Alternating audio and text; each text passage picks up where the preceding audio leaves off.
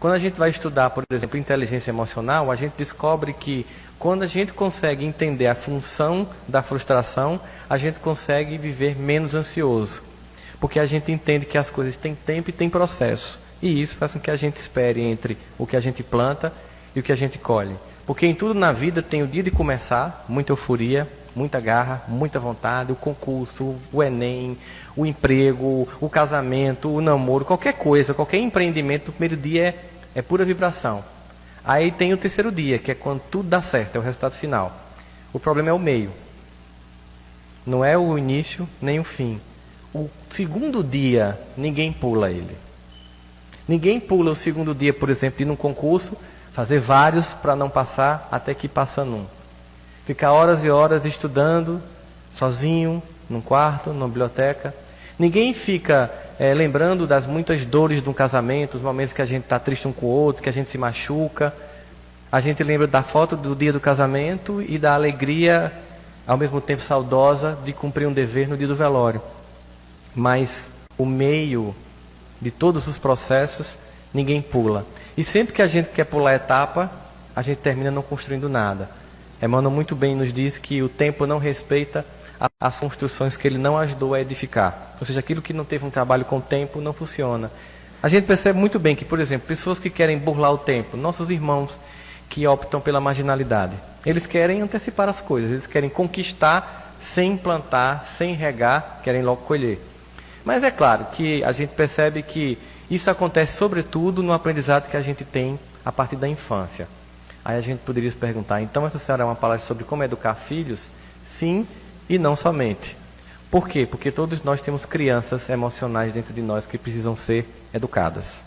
O fato de nós termos uma certa idade não implica dizer que nós não temos lados nossos ainda infantis. Não é que a gente seja totalmente infantil, mas tem um monte de criança dentro de nós pedindo espaço, importância, arrego, carência. E essa criancinha de vez em quando vem e derruba a gente. A gente está lá como um adulto, de repente vem uma carência infantil, um desejo de chamar atenção, ou um sentimento de se sentir excluído por um comentário, por um colega de trabalho, por alguma coisa que a gente não percebe. É aquela nossa criança interior que está numa luta, pedindo espaço, que a gente precisa entender que é diferente de como ela quer ter. Então comecemos com uma citação de um livro de sabedoria muito bonito que tem no Antigo Testamento, chamado Eclesiastes, no capítulo 3, no versículo 1, diz o seguinte: tudo tem o seu tempo determinado, e há tempo para tudo, todo o propósito debaixo do céu. Ou seja, a partir daqui fica muito claro que existe um processo para qualquer coisa e que tem uma determinação que está acima de nossa vontade. Não significa com isso que eu não vá agir, que eu não faça tudo que esteja a meu alcance para que eu consiga alcançar meu objetivo, mas às vezes nem sempre no tempo que eu quero, do modo que eu quero, porque Deus, ele também age na minha vida. Aliás, quando eu deixo agir, as coisas ficam muito mais rápidas. O problema é que a gente não dá o espaço que a gente poderia dar a Deus. Bom, a frustração, ela é estabelecida por uma dificuldade que se encontra entre um objetivo e o alvo a ser alcançado.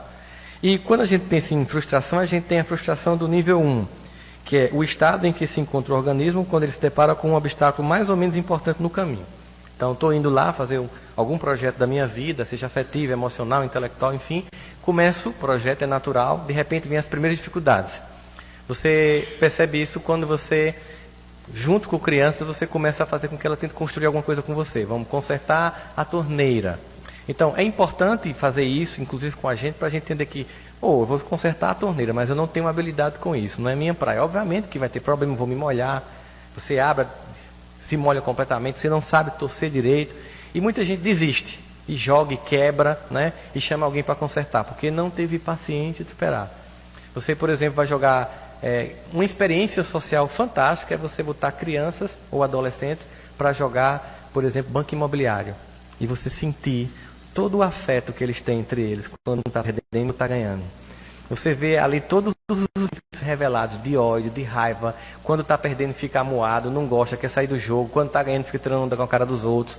Você vai vendo ali desde aquele pequeno jogo como as personalidades vão se manifestando. Uma vez eu estava em casa, tinha um monte de sobrinhos jogando e eu passei 1h30 parecendo Platão, só observando. Porque era muito divertido. Tinha um caso de um irmão mais velho, que o irmão mais novo estava perdendo. E ele, compadecido, começou a ajudar o irmão mais novo a não ir à falência. E quando ele caía num canto que podia prejudicar o irmão, ele não pedia nada. E o irmão não agradeceu. E assim que o irmão começou a ganhar dinheiro e ele ficou falindo, o irmão começou a ter onda na cara dele, do que tinha ajudado ele, né? E observando aquela coisa todinha, eu comecei, depois que terminou o jogo, eu parei e chamei os 4 para conversar sobre os comportamentos dele, como é que eles tinham sentido aquilo, como é que ele tinha tripudiado do irmão que tinha ajudado a ele. Em vez de ficar dando lição de moral, foi uma ótima oportunidade de refletir sobre as emoções. As nossas crianças começam nesse lugar, mas elas continuam na vida adulta. Nesse caso aqui, quando tem uma dificuldade, que seria a frustração por dificuldade, qual é o aprendizado que eu tenho que ter com relação a isso? O que é que eu tenho que desenvolver como capacidade para suportar as dificuldades que aparecem no caminho? Resiliência, que é aquela capacidade que eu tenho de voltar ao meu estado natural quando eu não consigo aquilo que eu quero, uma frustração, qualquer coisa que aconteça. Então, o que a vida está me dizendo? Tenha paciência para alcançar o seu resultado. Você vai ter que ter resiliência. Você insiste novamente até que você consegue. Bom, mas isso aqui até que é meio, digamos assim, compreensível, eu vou ter que insistir novamente. Aí tem aquelas pessoas que dizem, eu começo um projeto e nunca termino. Não tem gente que diz isso? Eu comecei a ler um livro, não terminei, eu comecei um curso, não terminei, depois comecei um outro curso, não terminei, eu sempre começo as coisas e não termino. Você vai ver que ela, nas primeiras dificuldades, desiste, porque espera que as coisas sejam fáceis. Às vezes você vai para a educação dessa pessoa, é aquela educação que o pai e a mãe faziam o dever de casa, e que o menino ia para a escola, mas ele não tinha feito esforço nenhum, porque quem tinha feito era o pai e a mãe. Fazer o dever de casa pelo filho é uma das formas mais profundas de sabotar aquele espírito. É quase um aborto afetivo. Porque você não vai estar aqui sempre para fazer as coisas no lugar dele. Ele tem que fazer, ele tem que ser reprovado, ele tem que não passar de ano. O que é que acontece se um menino de 7, 8 anos, 11 anos não passar de ano? Você vai ter que pagar o colégio todo de novo? Mas o aprendizado que ele vai ter, da frustração de não ter passado de ano, de repetir de ano, de ficar no colégio, ver os amigos à frente e ele atrás, não tem nada que pague isso. Nem um ano inteiro de mensalidade que você pensa que vai pagar. Aí você vai na escola humilhar professor e pressionar diretor dizendo que vai botar seu filho em outra escola se não passar em. Que grande aprendizado. Aí um dia você está lá no mundo espiritual, vendo seu filho aqui incapaz e não pode comprar ninguém para passar ele de ano. Aí tornou um incompetente emocional. É preciso que a gente aprenda com as derrotas. Mas existe a frustração em que você não consegue alcançar o objetivo. Por mais que você tente, você não vai conseguir. Aí você tem uma opção, passar o resto da vida dando murro em ponta de faca, ou entender que aquilo ali não era seu caminho. E aí nesse caso, quando você tenta, não consegue de jeito nenhum, aí qual seria o aprendizado que eu tenho que ter em relação a isso? Se no primeiro é resignação, ou seja, suporta as primeiras dificuldades, porque você vai alcançar resultados. O segundo é resignação. Aceita que dói menos. Não vai rolar. Porque eu quero casar com ela. Massa, mas ela gosta de João.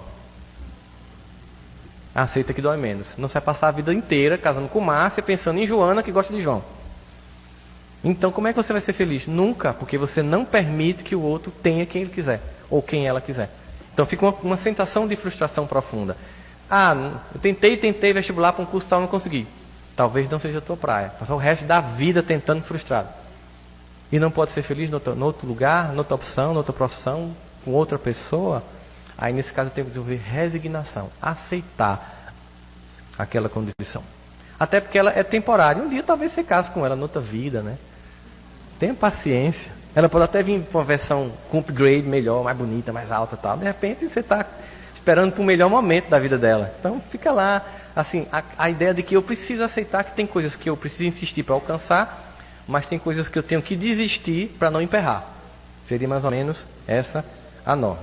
Bom, aí no âmago de toda a frustração, existe uma estrutura fundamental, que é o choque entre o meu desejo e a realidade imutável. Entre o que eu quero e o que eu posso alcançar. Muita gente se planeja para algo que não pode alcançar e inconscientemente não sabe. É para confirmar a incompetência que acredita que tem.